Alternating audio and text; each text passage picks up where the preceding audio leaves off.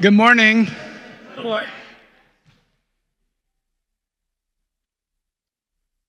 Glad to have everybody here for today's installment of Rooted and Renewed, the Journey of Christian Faith. On your table, Drew and I have put together a little handout, which the first entry from Colossians really is the foundation, I think, for our title to this series about being rooted in Jesus Christ and built up in him and confirmed in faithfulness. And that's how we are going to go about exploring the mystery of Easter and the power of resurrection in daily life. And more pertinent to this morning's presentation, we've set out for you a passage from the Gospel of Luke, which really is just one of the many ways that God calls us to serve in the world. And in this case, in this story, Jesus was called to raise a young man from the dead because his widowed mother depended on him so much for life. And we're told that Jesus had gut-wrenching compassion for her when he saw this son being carried out for burial. And I think you'll hear today how that impacts our understanding of calling in one way. So it's my privilege this morning to get to introduce my friend and longtime colleague in ministry, and I guess we could say we're colleagues in the practice of law back in the distant, or as James says in his sermon, back in the Stone Age, I think. Drew's a longtime member of St. Mark's. He's served on the vestry here. He's been a local attorney, and I know now you are well past your 50-year mark in the practice of law. He served under Bishop Gary Lillibridge as chancellor of the diocese for a number of years. The chancellor is the lawyer for the bishop and is hired at no cost to keep the bishop out of trouble. And Drew carried out that ministry to perfection in challenging times. He's also a dear friend who's served on the board of St. Benedict's Workshop, which is a nonprofit ministry that Mike and Jane Patterson and I started here at St. Mark's 25 years ago. So, Drew, going to turn it over to you and hear your story. You got it?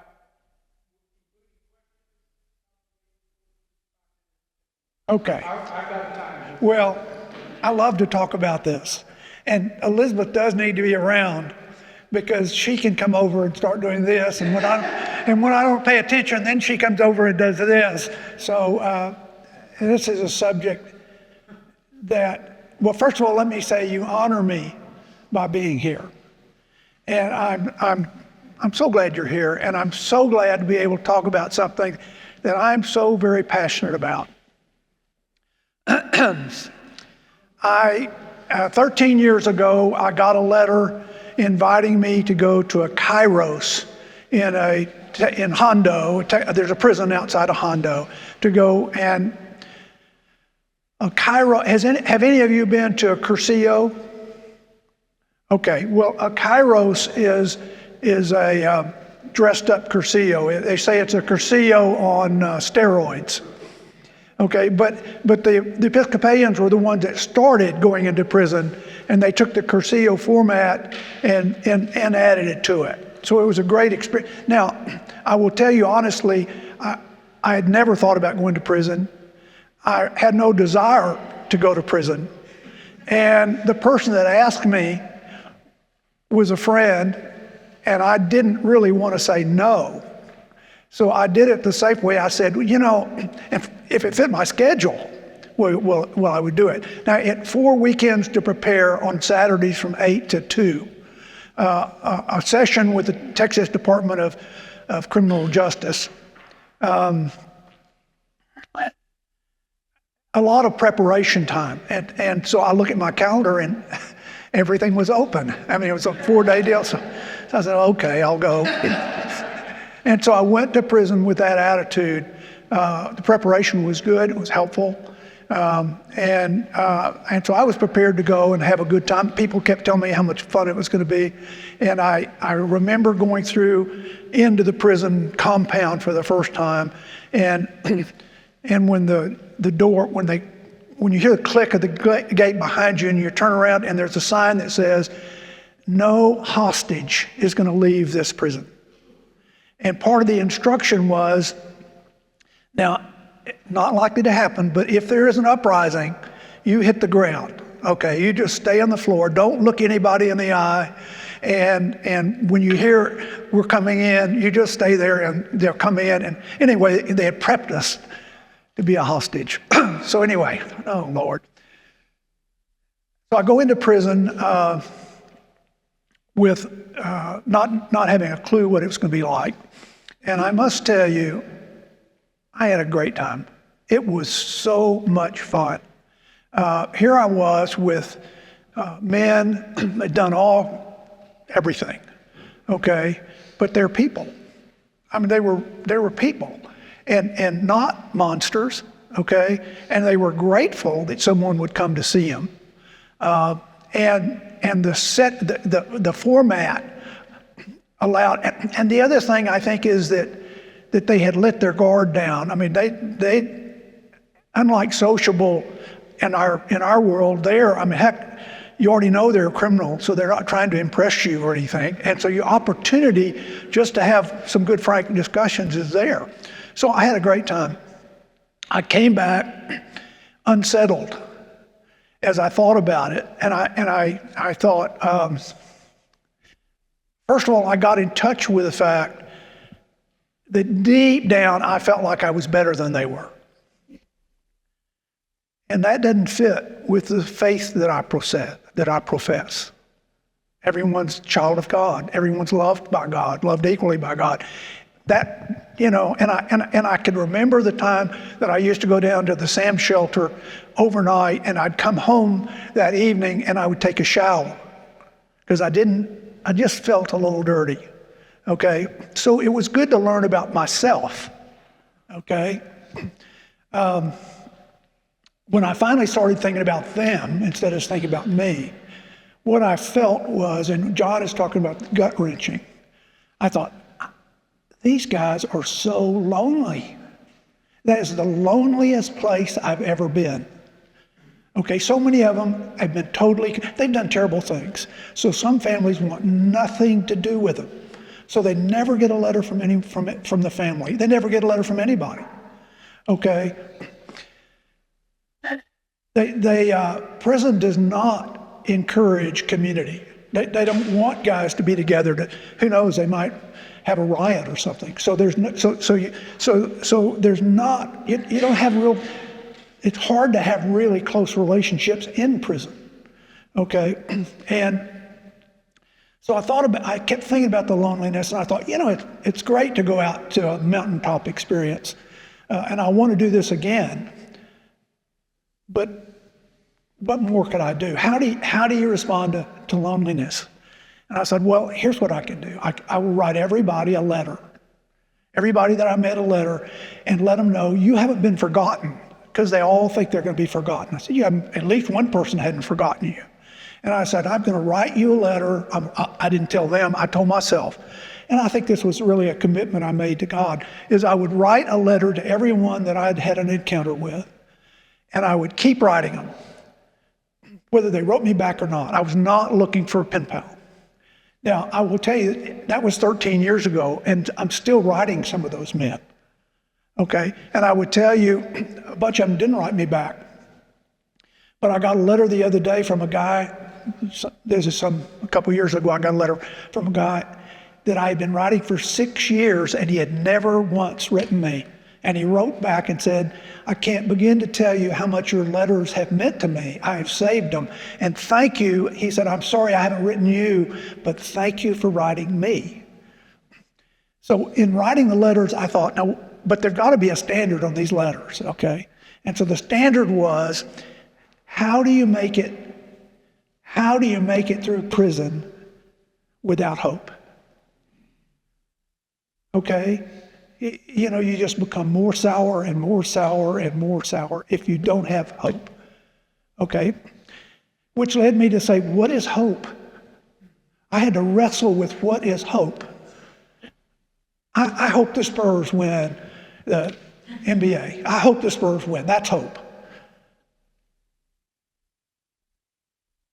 If there is a real problem in your family where you're separated from each other, you're angry, to say, hope for reconciliation. You know God wants reconciliation. And so hope is, to me, is going to the things that you know God wants. That's what hope is. And so I thought, well, and that has helped me look at life differently. Now that I think of hope that way, is that when I can honestly and enthusiastically say hope. And what I've learned is, what I believe is, if it doesn't get fixed on this side, it's going to get fixed on the other side. So I know the reconciliation is going to take place. So the second thing, the second standard was every letter was going to contain truth. None of this, everything can be great once you've served your time and get out, it can be great. Well, it's just not. It's very hard to get out after you get out of prison. And so I decided I would always be truthful to those guys. So I started writing letters to them. And another thing that prison offered was prayer and share on Wednesday evenings in the prison. And it was run by the inmates. But volunteers could go, and the benefit of volunteers being there was they didn't have to have as many guards present. So I would go to prayer and share, and the people I had been with at Kairos, the people I met at prayer and share over a period of time, that was really a good experience. And they would come to my table, and we would have good chances to visit and stuff.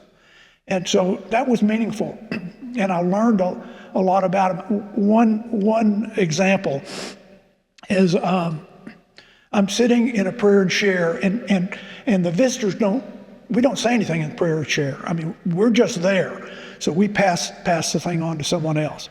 So one of the guys who he and I were building a really friend fellowship, he says, as it's going around, he said, I killed someone when I was 15. He said, he was trying to help me and I didn't know it. And he was a good man. He said, I took a good man out of a family.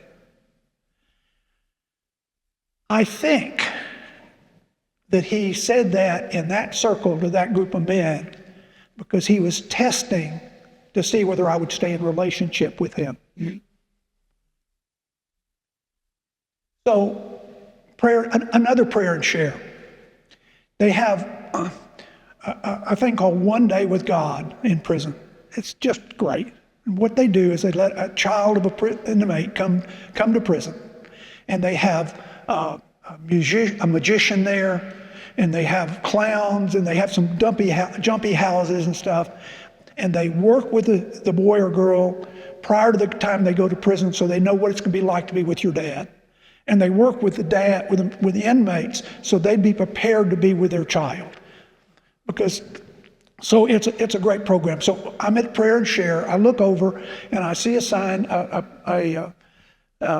One Day with God sign on the wall. And I said, I see y'all are having a One Day with God. And one of the guys said, actually, we had it last weekend. He said, I went to a prayer and share. And he said, because my daughter was registered to come see me.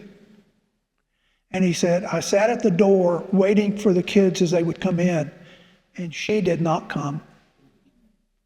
And he said, that hurt so much. So he said, the second prayer and share,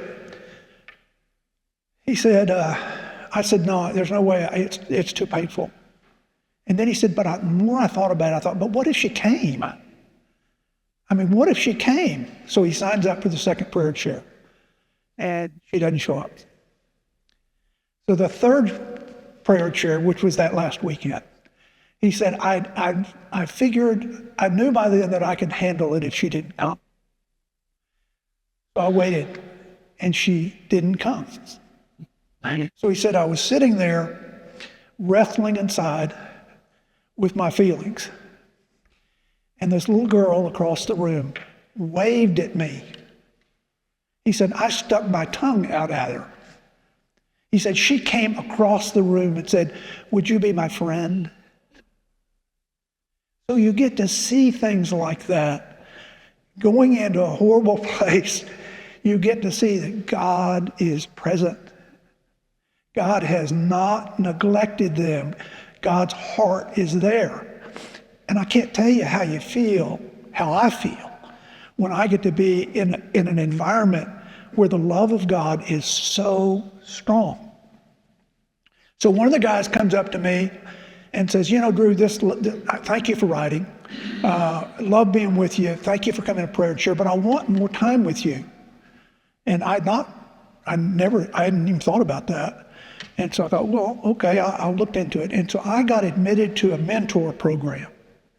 And in the mentor program, what they let me do is I got to choose 8 men that I wanted to meet with. And so I got to spend an hour with each of the 8 men. And I would do 4 one day and 4 another day. So once a month, twice a month, I would go to prison and I would meet with my men like that. And what I realized was, and you don't have to be real smart to figure this one out, I didn't have a bunch of good advice to tell people how to get out of prison or really what to do when you get out of prison, okay? So I realized my gift is to sit here and listen, okay? Be present, show up, okay? It's great to learn the names of their kids. And so over time, okay, I've had one of the guys say, I'm telling you something I've never told anyone. And because somehow a trust level is being established, okay?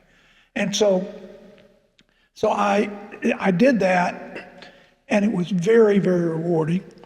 And then if a guy got transferred to another prison, I could substitute someone else in. And then I got thrown out of prison, okay? Prison has rules, and they have to have rules. And I broke a rule. And so the result was they kicked me out. One of the men I was mentoring, and I've got a great story about it, but that's another time. One of the guys I was mentoring decided he wanted to buy goats in Indiana, bring them to Texas, fatten them up, and sell them. And so he was soliciting all this advice on stuff. But anyway, he decided he needed to take a course in income tax. This guy crossed every T, dotted every I. And so he got signed up for a number of courses. I started encouraging him to take some correspondence courses, and he would make A's. And he said to me once, you know, if I'd known college was so easy, I wouldn't have gone to prison. But anyway, so he sent me this. So he signed up for an income tax course, which he really needed to take. He had some, back when during COVID and they sent money out to everybody, they sent money to people in prison as well. And so his money was on deposit at Taurus. And so he asked them to send the money to pay the $225 for his income tax class. And they failed to do it. And I was the person that would communicate. The college would communicate with me. I would communicate with Roy, et cetera. And so I went on and paid the $225, which broke the rules. And so I get a call from the chaplain, and the chaplain liked me a lot, and the warden liked me a lot. The chaplain called and said, you know, you really messed up. I said, oh, what did I do? And so he told me, and I said, oh, I knew better than that. I'm sorry. He said, come in. The warden's going to fuss at you. And he said, But he said, but our recommendation is to put you on probation for 3 months, and you can take another course with TDCJ so we make sure you behave and stuff. So that's great. So I go to do that. But what I haven't told you is, as I was going in and out of prison and seeing what was going on, my justice flames were being fed. And I was seeing, if you have never, and I don't know many people get to see the underbelly of a prison. Certainly legislators don't get to see an underbelly of a prison. And I could tell you some horror stories. Okay? Prison's a terrible place. And terrible things are going on in prison. And when you think about it, just think about the logistics. So there's 75 guards, 1,500 men in prison. So there are places in prison where everything goes. Okay? So I'm all charged up. I see what's going on. I'm very empathetic with the people I'm with. I've fallen in love with them. And so I'm decided, I've got to get the news out. I've got to tell people, we've got to change this. And so I wrote a long article and mailed it to 8 magazines. Texas Monthly, New Yorker, Atlantic. Boy, I got them out there, okay? It did not get an acknowledgement from anybody, might add. Okay, so then what I did is, while I was doing that, I decided, I wrote a letter to the criminal law attorneys at every law school in Texas, 8 of them. So I wrote them letters, told them what I was doing, okay, and no one contacted me there either, okay? I started a blog. I started a blog. I was on for 2 years. So I was just trying to tell people about it, and I think 25 people signed up. Anyway, I finally was going out there one time, full of anger and frustration, aware of the fact that showing up angry wasn't necessarily a good thing for them either. Okay? And so I said, God, this makes no sense.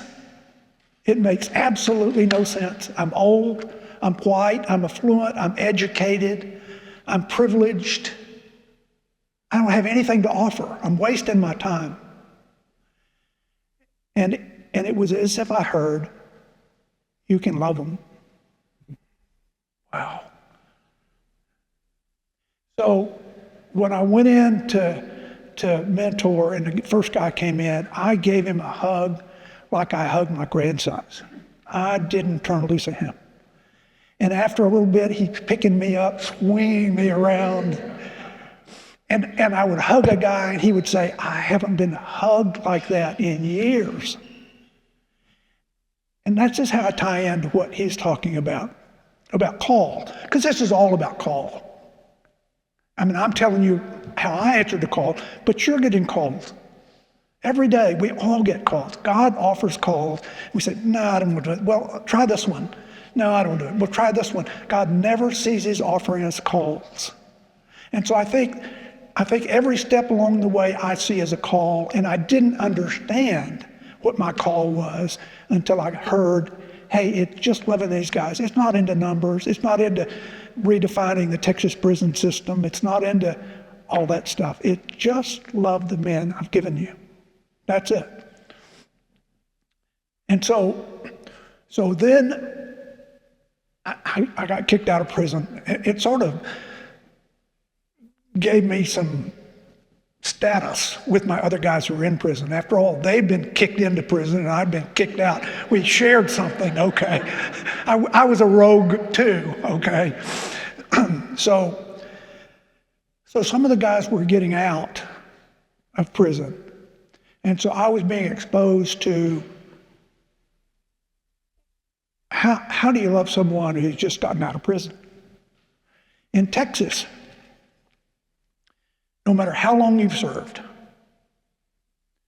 when you get out of prison, you're not paid for all the work you do in prison. When you get out of prison, the state of Texas gives you a check, gives you cash, $100. That's it. No firm arrangement for where you're going to live. No money for a down payment, for rent. No transportation. No real help finding a job. And so I got involved in that in ways. I set up a little not-for-profit. And what I would do is I would loan a guy, and I would loan enough money for the down payment and for the first month's rent, okay, at no interest. And I would tell him, this money was made available through God's love for you. And the repayment is as if you love others and help others that are in situations. That's the way you repay this. So I started doing that, went into the small loan business. That's a hard business, let me tell you. And don't check my records because my collection record's not my right. So, but you start, all this forces, it leads to a lot of self-examination, which is helpful, which is really good. So, for example, you say, well, I love someone, I love you, okay? What does that mean? Well, if I look at Jesus, if I look at God, I mean, God lets the rain fall on everybody. And God doesn't expect anything back, as best I can tell. At least God's not getting a big return on God's money, doesn't look like to me, okay? There's a sacrificial quality. There's a huge, Jesus is dying at the cross, the sacrificial quality, the God's love that just keeps pouring out. Well, wrestle with that. A guy needs to go to the doctor, okay? They think maybe he's got cancer in his prostate, and you go out there and to do an X-ray or MRI or whatever they do, and you need $800. Well, do you write a check for $800, or do you? You just have to wrestle with stuff like that, and it is so good, so hard, but so good to do the internal wrestling of just how far do you go? Just how far do you go? And so this has been such a transformative experience for me. I stay in touch with guys. Now that I'm illegal, as far as prison is concerned, I'm friends with them. I can put money on their accounts now. And I send them books. You talk about hope. When you talk about men who have been told all their life that they're bad, and what you're coming from is, God didn't make bad. You're created in the image of God. They don't believe it. That's easy to say. And so you've just got to keep showing them. And you can tell when someone's coming around. So what led to was phone calls. And Elizabeth's a great sport about this, but when they call me, okay, they're allowed 30 minutes. And they want every second of it, okay? So you get, it's a 30-minute conversation is nice. 2 30-minute phone conversations. You get to the spot, you think, I just don't think I want to answer that phone call, But I can think of the sweetness that I have received. Okay, when I was mentoring once, I mentored a guy, he leaves, the next guy comes in, and then the first guy comes back, I frown at him, and he brings 2 men that have the deepest voices I've ever heard. And they sing a cappella to me, the most beautiful. I wish I'd give anything to have that, but they sing a cappella to me, a thank you and gratitude and stuff like that. And so,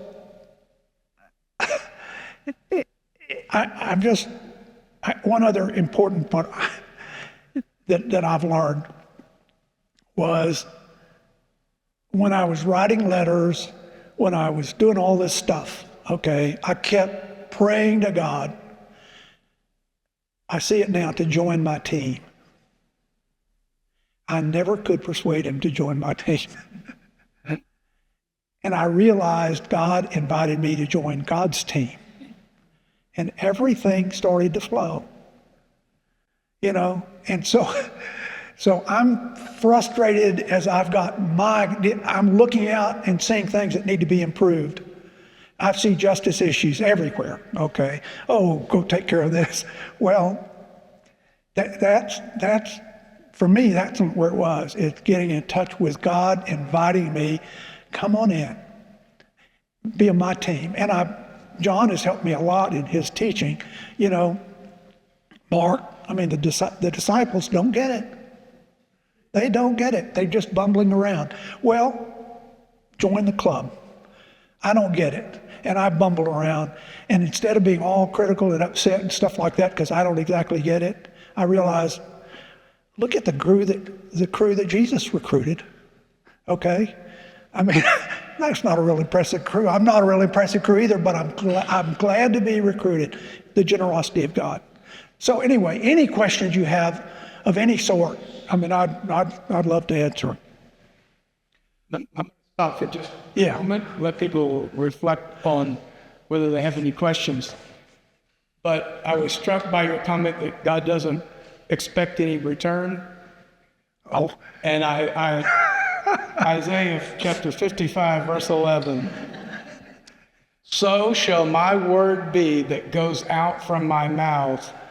It shall not return to me empty, but it shall accomplish that which I purpose and succeed in the thing for which I sent it. That's God's interest in God's economy. thank you. Yeah. Thank you. No, that's great. Immediately thought. Good. Okay, you will go to Mark B. Thank you.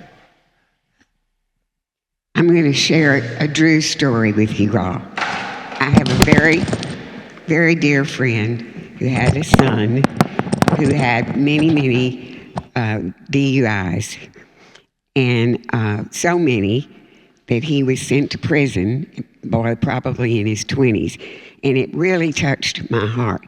So it touched my heart so much I called Drew, and I said, "What do I do?"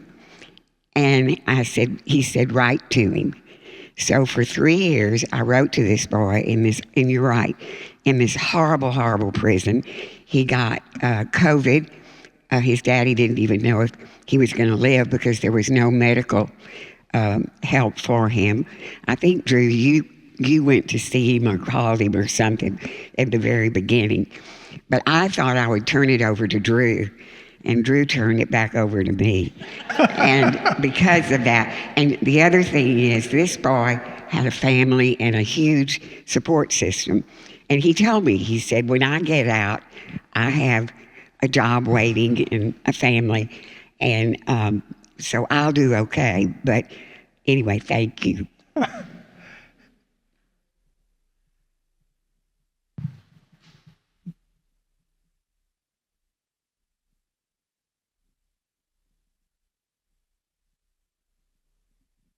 There's a thought that, I don't know if you've ever heard this, that lay ministry is second class. This is first class. Enough said.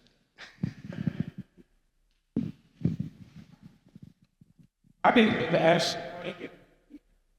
I answer.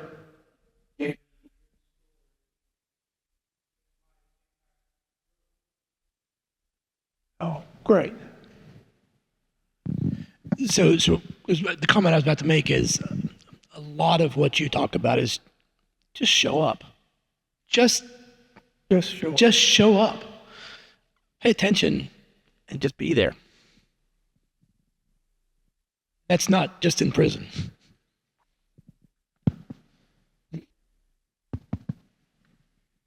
Well, thank you. Oh, this has been good. Drew had gut-wrenching compassion when he saw the suffering of these man in a variety of ways. And I would invite you to say where, just in the last week or two, have you had that visceral experience of compassion for someone? And I'm going to say that, and most of us will not want to answer that question because, as Drew said, we probably have said no to that calling. But they keep coming. And God says, no, oh, no problem. I got another one. No. I'm going to keep coming at you until you say yes to one. And then I'm going to keep coming at you because once you say yes to one, you're going to say yes to more. So I'm interested in just sitting here. Have you seen some suffering recently that it doesn't matter whether you said yes or no to that, that's called. God, absolutely. So John's heard this, but in our Sacred Ground follow-on this last week, I shared an event with a dear friend of mine. He and I were college classmates together, and he's got horrible medical issues, and his wife was the caregiver. It turns out his wife developed cancer and passed away. So, Dick, my friend, really down in the dumps. And so anyway, after some advice, in our Sacred Ground group, I gave Dick a call yesterday, and really didn't know what to expect. Guy was extremely grateful. He and I shouldn't say this, but cussed like a couple of sailors about the medical profession and what he was going through and so forth.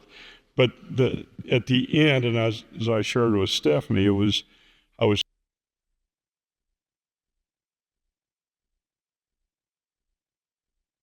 has now in some way I felt that maybe I was helping take some of that burden off of his shoulders. And it maybe not, but the follow-on is, there are about 6 or 7 of us that were in college together, and I've set up a Zoom meeting, and we're all going to get together, and we'll be vulgar, but in Oh, that's great. in a humorous way, but anyway, I think. I'm glad I did it. The Sacred Ground group really gave me some good direction, and it worked. And I'm pleased the way things are going. That reminds me, and thank you for sharing that. That reminds me what John Lewis told me a long time ago. And it's really part of what kept me going. It's just what you said. He said, you can judge the quality of what you've done. You can judge the importance of what you've done by the fruit that it produces. And when you see the kind of fruit you're talking about in that relationship, well, somehow God releases God's power in situations like that. And I think that's what you're experiencing in your front. That's what happens. And I think that that's part of what was it kept me going, was that feeling that God is actually blessing people, and so I think that's a great point, and I think so.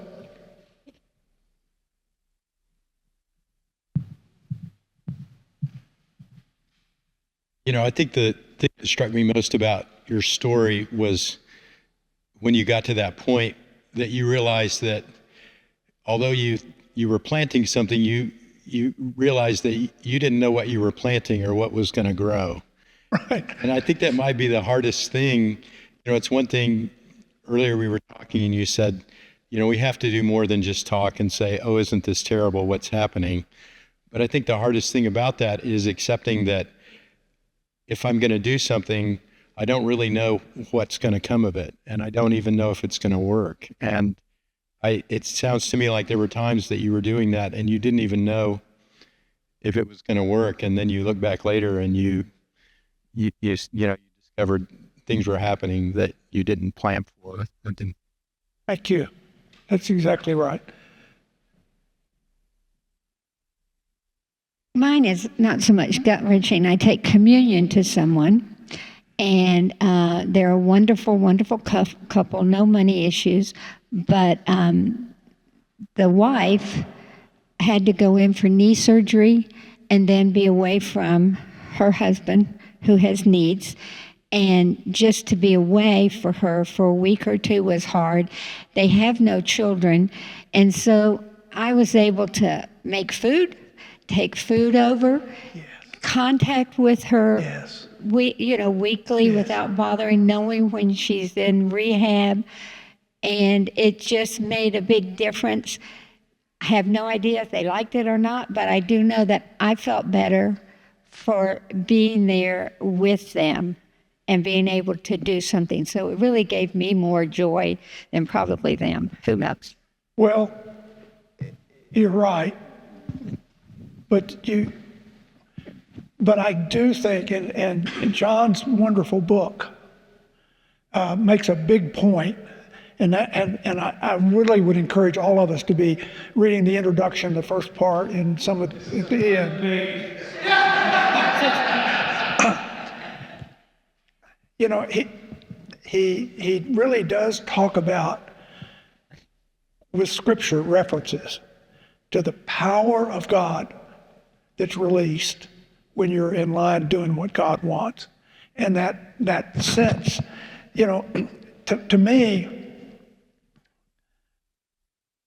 I could see a successful ministry as revising the prison system or getting a big magazine to accept my article. I didn't think going out and seeing a couple of guys fit into that category, except I'm rearranging in my mind and my faith what is important, what is really important. And I think ministering to a husband and wife that are separated in that way, that's really important.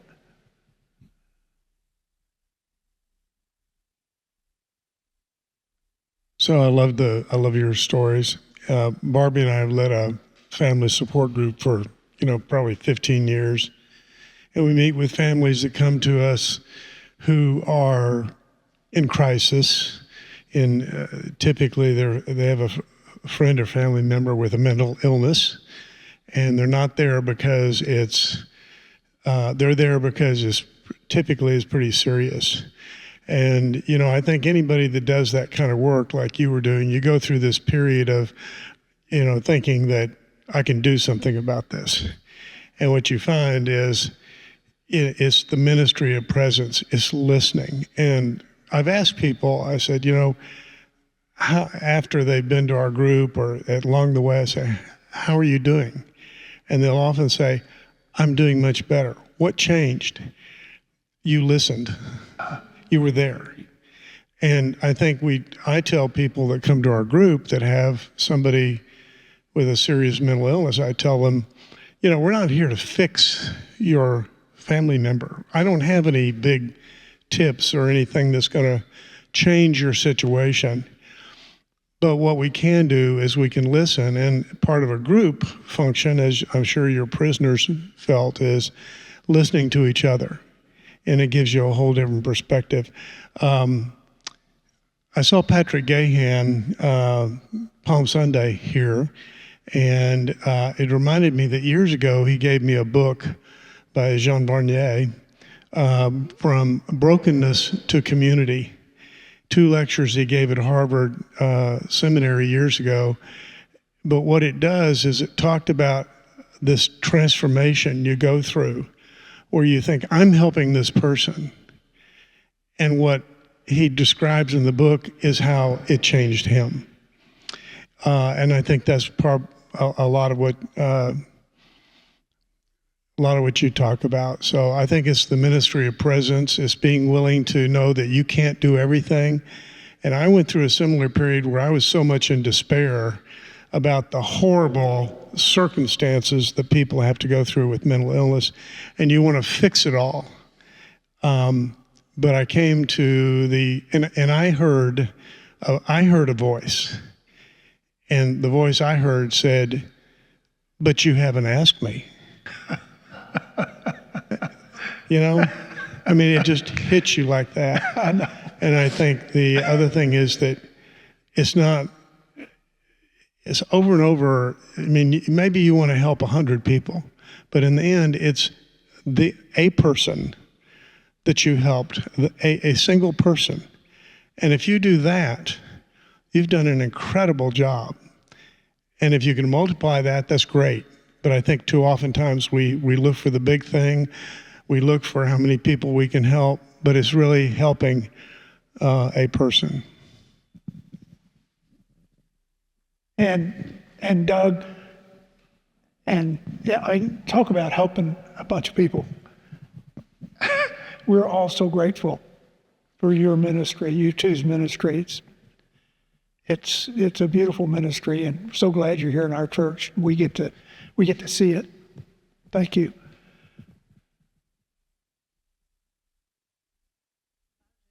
Just over a year and a half ago, I moved into the Villages Incarnate Word, which is a very Christian place. People acknowledge that, even people who are unchurched tell me. I asked the second week I was there, why is this such a happy place? And this unchurched lady looked at me and said, well, it's a Christian foundation, isn't it? And it is. There's a lot of nuns there who founded it. It's a very happy place. But it's not always a happy place for everyone. The people who come in unhappy are the people who are put there. They don't want to be there. And a friend of mine, who has become a friend of mine, came in angry, unhappy, resentful, and was not a happy person. And she has, over the last 6 weeks, changed enormously. She's made friends with people. I've talked to her a lot, or listened to her a lot, and she has worked so hard. She has learned that if she smiles at people, they smile back. She has learned to control herself and to listen to people. She has listened, she has grown immensely. And she and I have become good friends, though we're not close friends, but we talk to each other from time to time. And she came to me and she said, I look out for you every day. Just look out for. So we look out for each other. It's a very special place. So I feel very privileged to be there. So thank you. Thank you. Almost out of time. Many of us might not be comfortable going to prison. Oh, I wouldn't recommend what it. What can we do if any of us are moved Thank you. by what you said? What are some things we might? Yeah, I wouldn't recommend going to prison unless you really got a call and you couldn't deny it, okay? I mean, it's so heavily regulated that, but anyway, there are things you can do important, and thank you for asking that question. The percentage of children whose parent has gone to prison is huge compared to the normal kid. I mean, 2 to 3, 4 times as many kids that grow up with a parent who went to prison also go to prison. And in my going to prison, there have been situations where a father and a son have been in the same prison, or 2 brothers in the same prison. And you take a man out of prison. I know I haven't gone into a woman's prison. You take a man out of prison, out of a family, and so the wife, the woman, has to handle everything by herself, raise the kids, discipline the kids, the whole bit. Well, she doesn't necessarily want the husband to come. I mean, she wants the husband to come back, but they made it without him, and now he wants to come back and run things. I mean, you just have all kinds of issues like that.